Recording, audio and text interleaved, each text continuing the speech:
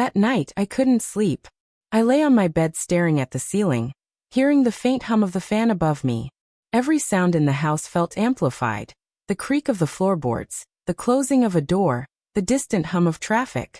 It all reminded me that soon, I would no longer hear these familiar sounds again. When dawn came, the sunlight slipped through the curtains, soft and golden. I sat up slowly, feeling the weight of a decision I didn't make but had to accept. There was a stillness in the air, a kind of silence that settles before something ends. I opened my old wooden cupboard and took out my small blue suitcase, the same one I'd brought with me when I first came to this house as a young bride.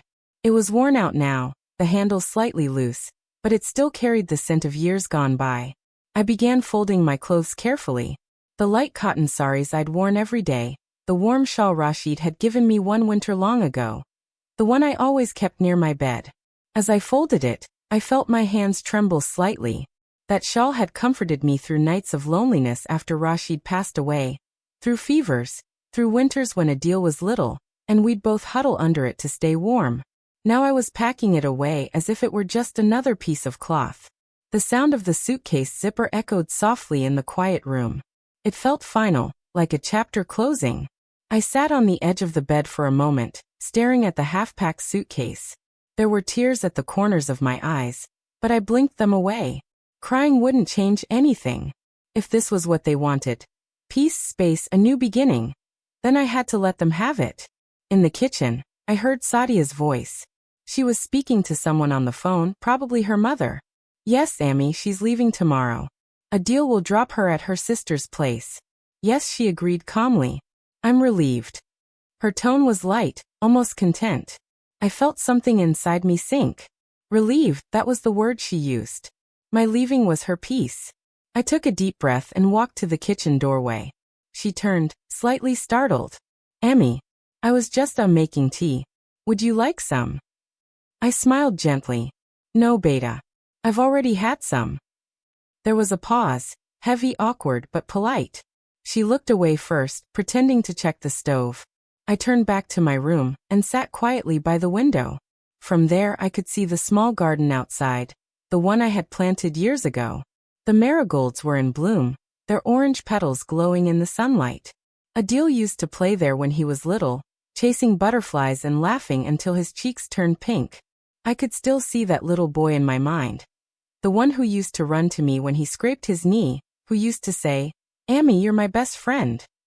Now that same boy was a man standing behind his wife, too afraid to meet my eyes. In the afternoon, Adil came to my room. He stood by the door for a few seconds before walking in. Amy, he said quietly, I'll take you to Khala's tomorrow morning. Her house isn't too far. You'll be comfortable there. I looked at him and smiled. I know, Beta. Don't worry. He nodded, still not meeting my gaze. I could see guilt flicker across his face, but it disappeared as quickly as it came. For a while, neither of us spoke. Then I said softly, Do you remember, Adil, when your father passed away and you were just a little boy? You told me you'd never leave me alone. His lips parted slightly, but he said nothing. He only looked down, his fingers fidgeting nervously. I didn't say it to hurt him. I said it to remind myself of what love used to sound like. But he only nodded and said, I haven't forgotten, Amy. His voice was low, heavy with something he didn't know how to name.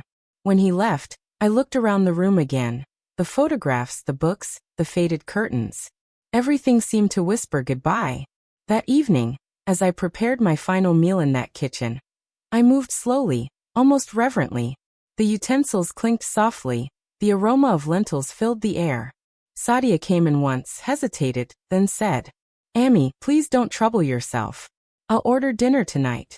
I shook my head gently. It's no trouble, Beta. Let me cook one last time. She smiled politely, then left. Her footsteps faded down the hallway, leaving me with only the sound of simmering food and my own thoughts. After dinner, I washed the dishes and wiped down the counters like I always did.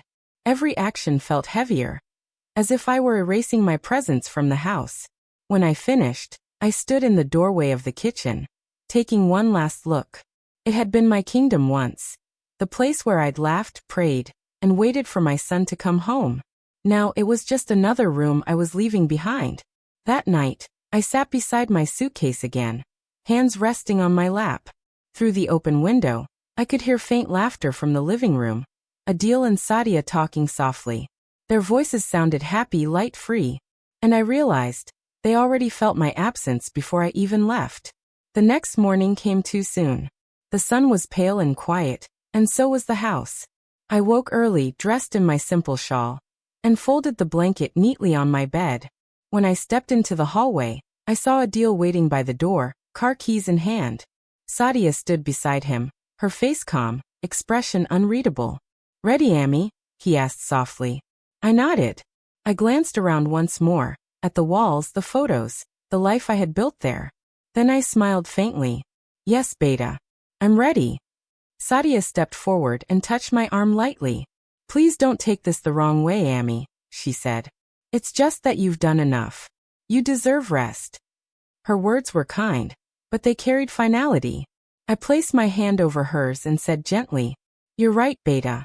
Sometimes rest comes not from sleep, but from letting go." She smiled, that same polite, distant smile, and stepped back. Adil picked up my suitcase and carried it to the car. I followed behind, walking slowly, every step echoing in my heart. At the doorway, I turned once more. I could see the faint outline of the family photo still hanging in the hallway, the one from Adil's wedding. I looked at it for a long moment and whispered, "Goodbye, my home." The car ride was quiet. Adil kept his eyes on the road, hands gripping the steering wheel tightly. I watched the trees pass by, the familiar streets growing smaller, until we reached my sister's house. When we arrived, he helped me with my suitcase. Kala came out to greet us, her eyes filled with concern. "Come in, Salma," she said softly, touching my arm. "You'll stay here as long as you need." I smiled weakly. "Thank you."